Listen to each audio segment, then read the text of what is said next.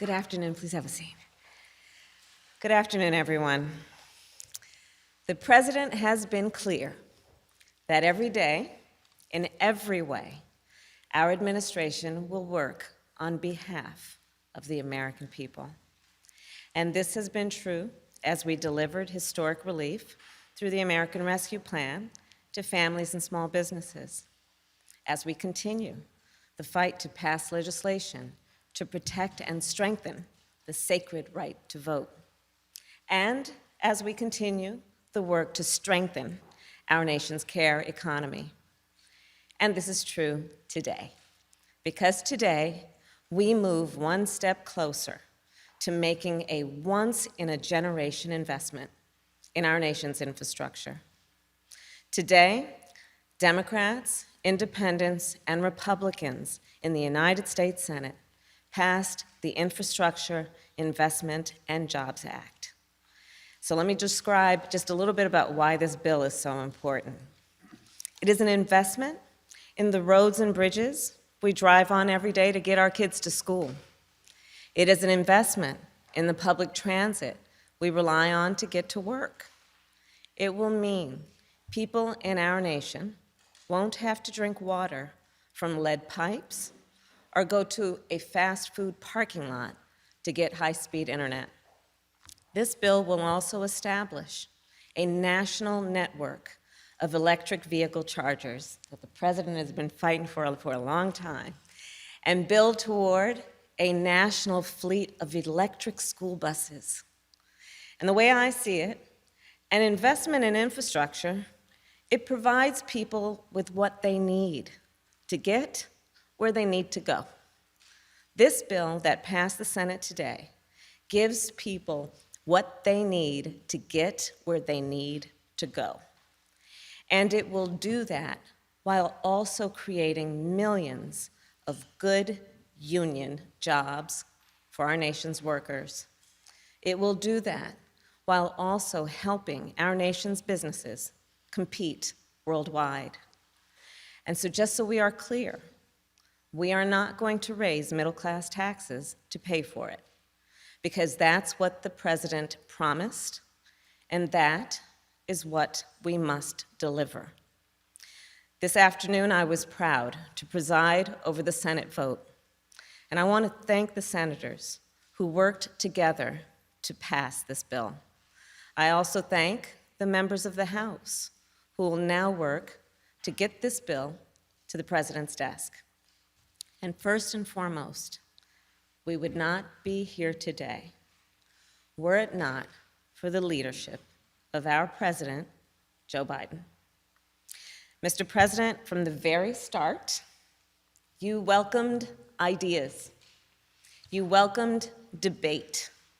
You welcomed Democrats and independents and Republicans to meet with us in the Oval Office.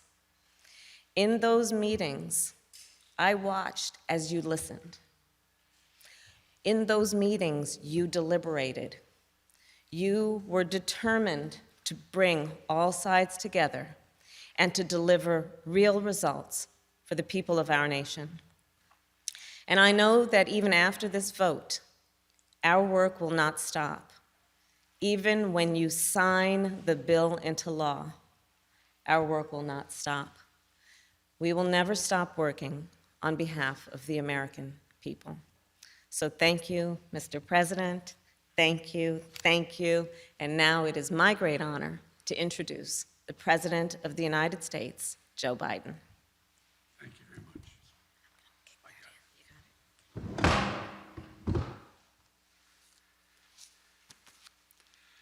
Well, thank you, Madam Vice President. First of all, I want to thank a group of senators, Democrats and Republicans, for doing what they told me they would do. The death of this legislation was mildly premature, as reported. They said they're willing to work in a bipartisan manner, and I want to thank them for keeping their word. That's just what they did. After years and years of infrastructure week, we're on the cusp of an infrastructure decade that I truly believe will transform America. As you all know, just a short while ago, the United States Senate passed the Infrastructure Investment and Jobs Act, the very legislation I ran on when I announced my candidacy for the nomination for president. A historic investment in the nation's roads and highways, bridges and transit, and our drinking water systems and broadband, clean energy, environmental cleanup, and making infrastructure more resilient, and the climate crisis much more in our minds and how do we deal with it. You know, we're poised once again, and I mean this in a literal sense, to make the same kind of historic investments that have so often made it possible for America to build the future and allow us to outcompete the rest of the world. From building the Erie Canal in the early 1800s, a bipartisan effort, the Transcontinental Railroad, to construction that was constructed during the Civil War, to Dwight Eisenhower's interstate highway system in 1950s, the investments that literally connected our entire nation and fundamentally changed the pattern of life in America, to the public investments that took us to the moon and the discovery of life-saving medicines and vaccines and gave us the internet. America's often had the greatest prosperity and made the most progress when we invest in America itself. And that's what this infrastructure bill does. With overwhelming support from the United States Senate, 69 votes in the Senate, a vote margin bigger than when the interstate highway system passed in the Senate in 1956. It makes key investments that will, one, create millions of good union jobs all across the country, in cities, small towns, rural and tribal communities. America, this is how we truly build back better. This bill is going to put people to work, modernizing our roads and our highways and our bridges so commuters and truckers don't lose time in traffic, saving billions of dollars nationally. Today, up to 10 million homes in America and more than 400,000 schools and child care centers have pipes with lead in them, including for drinking water. This is a clear and present danger to the health of America, particularly to our children's health.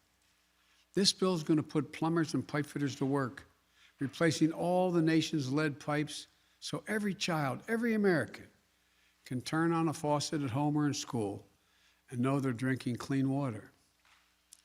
During remote learning during the pandemic last year, we saw too many families forced to literally sit in their vehicles in a fast food parking lot so their children could get on the internet they couldn't afford and didn't have access to at home. This bill will deliver affordable, high-speed internet to every American, a necessity for the 21st century. We'll also see we've seen in the last couple of years, the damage done in Texas and other places when transmission lines carrying power were taken down by extreme and unanticipated weather, leaving millions of folks without electricity for weeks and weeks, costing our economy billions and billions of dollars. This bill provides upgrades to our power grid so that more secure and resilient and cleaner energy can be transferred across those wires.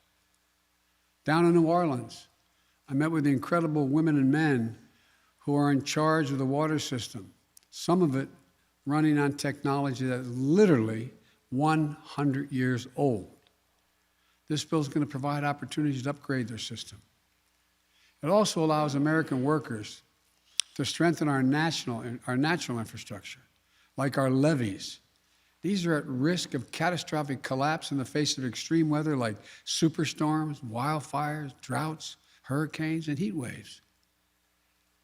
Last week, I stood, and many of you were with me, on the south lawn of the White House with the United Auto Workers and with leaders from the big three automobile companies in America, surrounded by iconic American vehicles that will all be electric and made right here in America in not too distant future.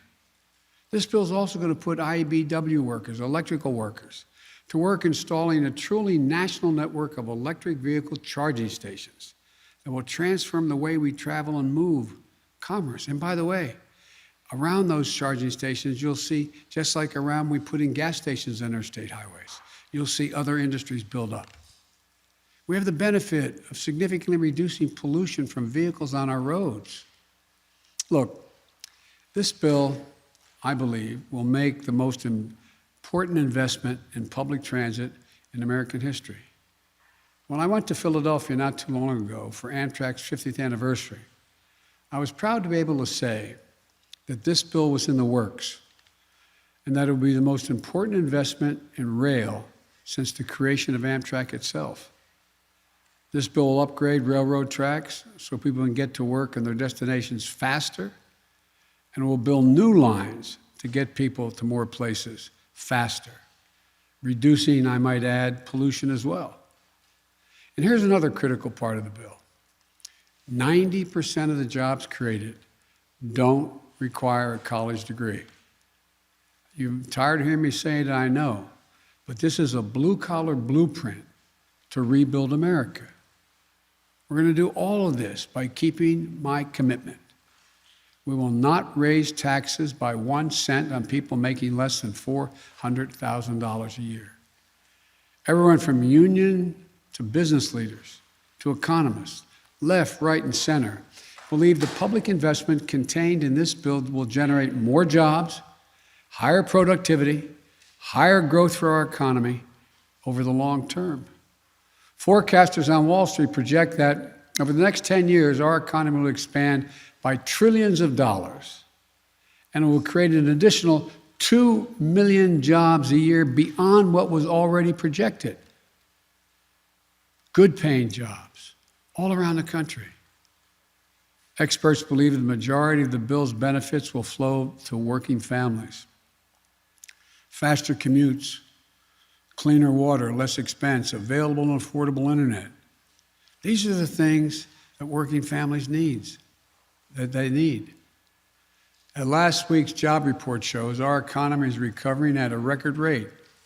934,000 new jobs created in July. It's going to go up and down, but 4 million jobs created since I took office.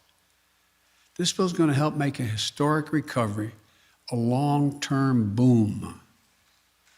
Folks, above all, this historic investment in infrastructure is what I believe you, the American people, want, what you've been asking for a long, long time.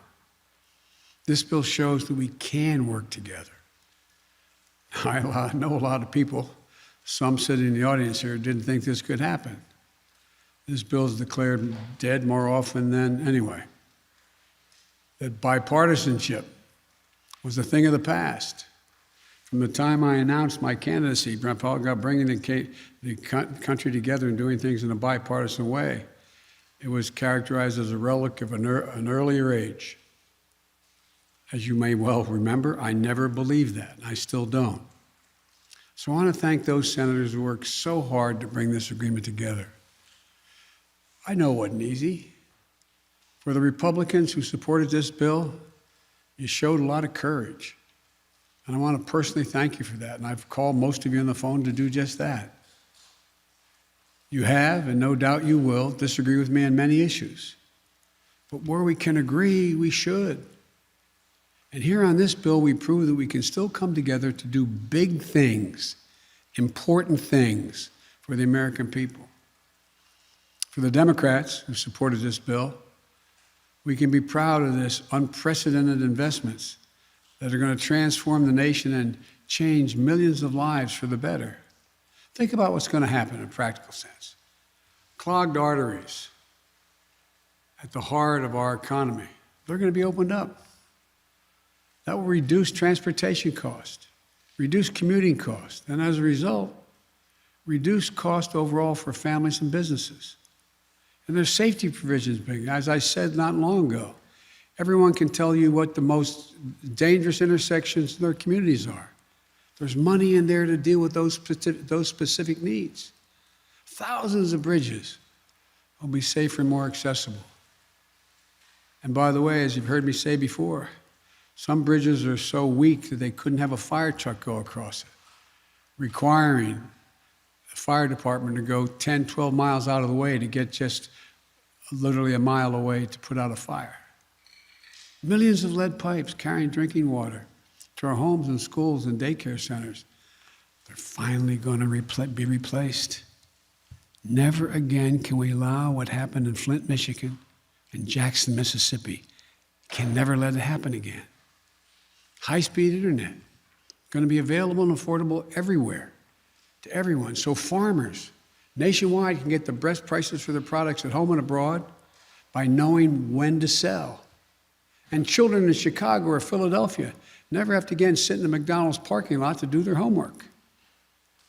This is transformational. I know compromise is hard for both sides, but it's important, it's necessary for democracy to be able to function. So I want to thank everyone on both sides of the aisle for supporting this bill. Today, we proved that democracy can still work. A lot more work to do. But I want to thank Senate Republican leader Mitch McConnell for supporting this bill. And I want to give special thanks to Senate Majority Leader Chuck Schumer. Your leadership, Chuck, in the Senate was masterful. But look, let's be clear. Work is far from done. The bill now has to go to the House of Representatives, where I look forward to winning its approval. We have to get to work on the next critical piece of my agenda, my Build Back Better plan, making housing more affordable. It's so unaffordable to so many Americans. Providing clean energy tax cuts, including homeowners to make energy efficient improvements in their homes. Bringing down the cost of prescription drugs, making elder care more affordable, and continue to give middle-class families and children a tax break, a tax cut, the one they're receiving now, well-deserved child care and health care that gives them just a little bit of breathing room. This is a plan that invests in the American people, in their future and their success. And it will be paid for by having the largest corporations, including 55 of them, who didn't pay a single penny in federal income tax, and the super wealthy to begin to pay their fair share. I want you to be able to be millionaires and corporations do incredibly well. But this isn't going to change anything for you. You'll still have your 3 homes, you'll still have whatever you need, and corporations will continue to do well. I have more to say about this later as the Senate continues its work. But today, I'm happy to mark this significant milestone on the road toward making what we all know are long overdue, much needed investments in basic, hard infrastructure of this nation. I truly believe that this bill proves the voice of the people will be heard, and we can all come together to make a difference in people's lives. As you heard me say it before, and I apologize for repeating it, but there are no Republican bridges or Democratic roads. This is a moment that lives beyond the headlines, beyond partisan sound bites, beyond the culture of instant outrage, disinformation, and conflict as entertainment. This is about us doing the real hard work of governing. This is about democracy delivering for the people. This is about winning the future. It's about doing our job. This is about building an economy from the bottom up and the middle out, giving everyone a decent chance at a decent life. And by the way, when the bottom and middle do well, the wealthy do very, very well. Nobody gets hurt. This is what I call governing and government doing its job, ensuring everybody's better off. As I've said many times, and I'll say it again today, we are the United States of America. And there's nothing we can't do if we do it together. So thank you. God bless you all, and may God protect our troops. Mr. President, your reaction to the Darlene of AP. Darlene, AP. Yes, thank you. What is your reaction to Governor Cuomo's his announcement that he's stepping down? You called on him to resign. Did you think he would? I respect the governor's decision, and I respect the decision he made. Mr. President, how concerned are you right now about children in schools, given that 94% of children, many of them unable to get vaccinated because they're too young, have now tested positive? What are your concerns, and how concerned are you that schools will not be able to stay open as you've asked for? My concerns are deep, and I'm very concerned. And we all know why. Look, I understand that there are millions of people who decided, adults, who decided not to get vaccinated. And I understand that to badger those folks is not likely to get them to move and get vaccinated. But I also understand that the reason children are becoming infected is because in most cases they live in low vaccination rate states and communities, and they're getting it from unvaccinated adults. That's what's happening. And so my plea is that for those who are not vaccinated, think about it. God willing, the FDA is going to be coming out in a reasonable time frame to say this vaccine is totally safe. We've seen millions of doses around the world, 1 billion doses already. And we know how it's transmitted. And one of the things that I find a little disingenuous, when I suggest that people in zones where there is a high risk wear the mask like you all are doing, I'm told that government should get out of the way and not do that. They don't have authority to do that. And I find it interesting that some of the very people who are saying that, who hold government positions, are people who are threatening that if a school teacher asks a student if they've been vaccinated, or if a principal says that everyone in my school should wear a mask or the school board votes for it, that governor will nullify that. That governor has the authority to say you can't do that. I find that totally counterintuitive and, quite frankly, disingenuous. Presidential powers to intervene in states like Texas and Florida where they are banning mask mandates? I don't believe that I do thus far. We're checking that. But there are on federal workforce I can. And I think that people should understand, seeing little kids, 4, 5, 6 years old, in hospitals on ventilators, and some of them passing, not many, but some of them passing. It's almost, it's just, well, I should not characterize it beyond that. On Andrew Cuomo, his resignation, what impact, as the head of the party, what impact does his resignation have on the Democratic Party? I think the impact is all on Andrew Cuomo and his decision to make that judgment, and I respect his decision. In just the last few days, multiple cities in Afghanistan have fallen to the Taliban. There's irrefutable evidence that a vast majority of those Afghan forces cannot hold ground there. Has your current plan to withdraw U.S. troops changed at all? No.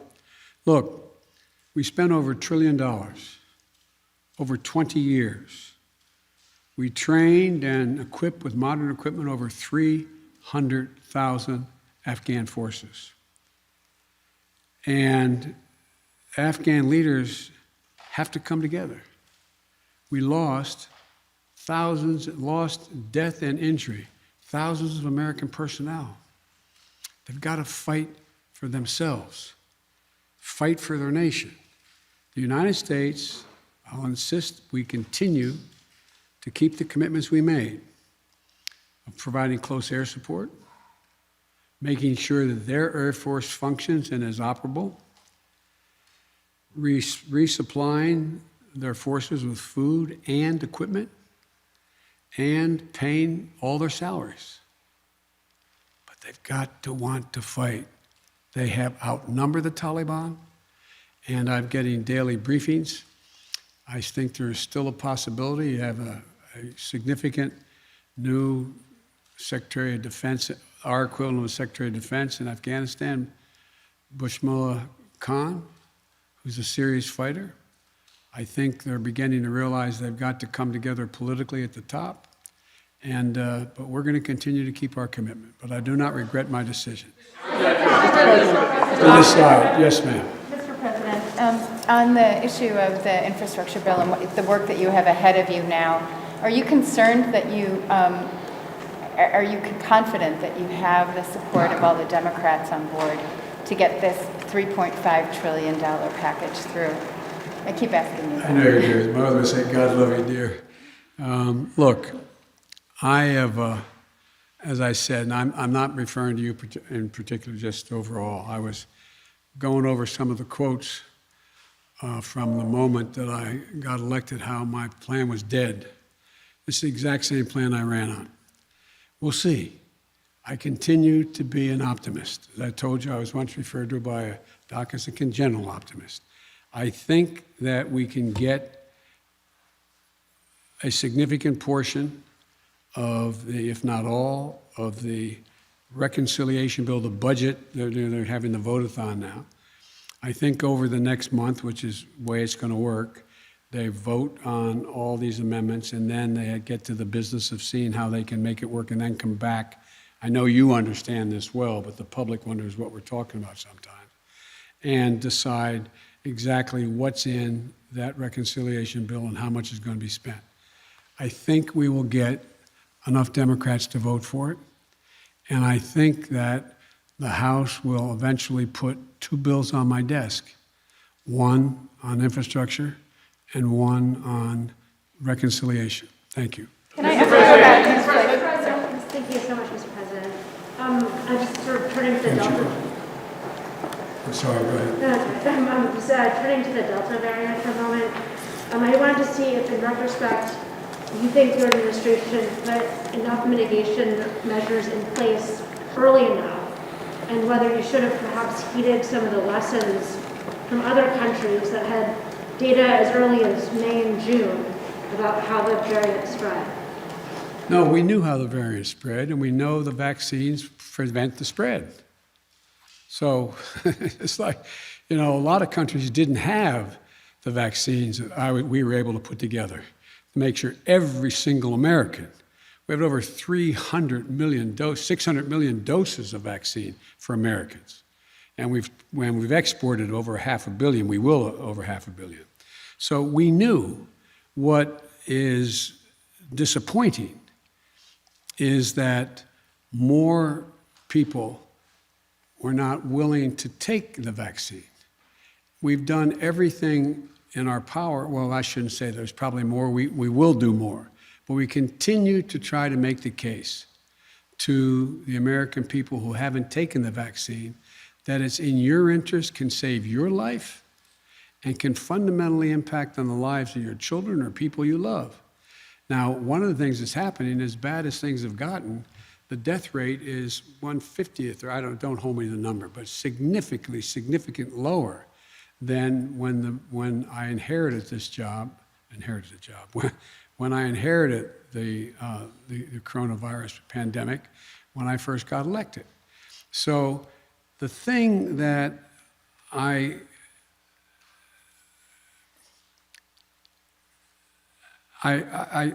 continue to hope that people will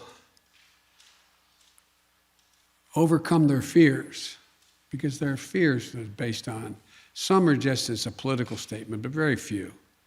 I think most people are worried, and that's why I'm hoping that the FDA will say that we permanently approve of these vaccines, because we have enough for everyone. And I'm hoping that as people realize, and it is picking up, vaccines are picking up, but not at the rate they were before. Remember, I was setting up, stadiums, sports stadiums, and we're doing thousands of vaccines a day. And I wish I could have thought of something beyond what we've thought of that make everybody want to get the vaccine, but that hadn't been the case. Now, at a federal level, what I'm going to be doing is making sure that they understand that I do have authority to say, if you're going to come into this building, into a federal building that you have to have been vaccinated or show that or be wearing a mask. And I think that I'm going to use, and I anticipate that it's probable that the Defense Department will, as they put in place all the mechanisms needed to be able to, in fact, impose or initiate a mandate for all the regular forces and reserves to get vaccinated. But I continue to be hopeful. You see, I had a long talk, not long, I had a talk with Governor Asa Hutchinson, who said he made a mistake. And he is working really hard going around. He told me that he's doing a lot of town meetings, not all of which are being embraced, but he's making the case. We're going to continue to make the case. Mr. President, if I may, Mr. President. ironically, Mr. President, one of I have a the Democrats through the years that you spoke with about infrastructure the most was Andrew Cuomo, who is resigning, who announced he's resigning today. You had traveled New York with him when you were vice president to the launch of the reconstruction of LaGuardia. He was someone who supported your campaign early on. No, you called on him to resign. No, you condemned the alleged behavior. But you're someone who spends a lot of time with mayors and governors. How would you assess his 10.5 years as governor of the state? In terms of his personal behavior or what he's done as a governor? What he's done as a governor. Thought he's done a hell of a job. Thought he's done a hell of a job. And I mean, both on everything from access to voting to infrastructure, the whole range of things. That's why it's so sad. Okay, the last question, right here. Sure, Mr. President, I have a question about the significance of the bipartisan nature of the infrastructure agreement. Are there lessons learned from that agreement that can be applied to voting reform, police reform, or LGBTQ civil rights? By you guys or by me? By anyone. I'm sorry, I shouldn't kid, because I was just reading about 50 statements from very serious press people about how my whole plan was dead from the beginning. Look, the lesson learned is being willing to talk and listen. Listen. Call people in. No, let me finish it. And I think the lesson learned is exposing people to other views. And so that's why from the beginning, on all the subjects you raised, I've sat with people and listened to their positions, some in agreement with where I'm in, some in disagreement. And so I think it's a matter of listening. It's part of democracy. Thank you all so much. Sir, why have you not named an FDA Mr. commissioner? President, Andrew Cuomo resigned immediately. He's leaving in 14 I'm not going to days. comment any more on Andrew Cuomo. FDA, you haven't named an FDA commissioner? Why have you not yet named an Mr. FDA President. commissioner, sir? Say again? You haven't named an FDA commissioner yet. I was wondering why you haven't found or named a permanent FDA commissioner yet. We're working on that very hard to make sure we can get it passed. Yes. Question for you on Would you like to infrastructure, but can I see- quickly follow up on your comment on Governor Cuomo? Can you really say that he has done a quote hell of a job if he's accused of sexually harassing Now women? look, you asked two different on the questions. job? I asked the substantive, should he remain as governor is one question. And women should be believed when they make accusations that are able to, on the face of them, make sense and investigate it. They're investigated, and the judgment was made that what they said was correct. That's one thing. The question is, did he do a good job on infrastructure? That was the question. He did. The question was, how did he do as a governor? No, He's the accused of question sexually was, harassing. correct me if I'm wrong. Well, how was he as a governor generally? Was the Outside of his governor personal generally, behavior. obviously, Outside of his personal behavior. outside of his personal behavior? But can Okay. you separate the two? Since No, it's I'm all- not. I was asked a specific question. Okay. I'm trying to answer specifically. What do you want to ask me specifically? Well, I'd like to ask you about infrastructure as well. Given that you have said this is such an urgent bill that needs to be passed, why not have the House take it up immediately for a vote? We'll get it done. I'll get both. Thank you. Mr. President, would you like to see the FDA speed up